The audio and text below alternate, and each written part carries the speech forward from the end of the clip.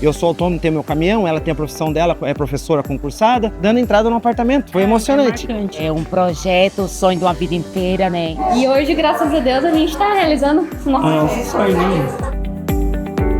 Como o nosso primeiro imóvel, né? A gente está pensando em começar a vida juntos. A minha ideia é realmente tornar isso daqui minha moradia. Eu pretendo vir morar, né? Primeiro imóvel, sair do aluguel. Nosso filho está crescendo igual a gente cresceu brincando na rua, não tem perigo. E a gente gostou também de ser bem próximo da natureza, ter bastante árvores. Chega aí do trabalho, quer dar uma relaxada, pode dar uma caminhada no bosque. E é um espaço melhor para ele também, para ele ter mais segurança.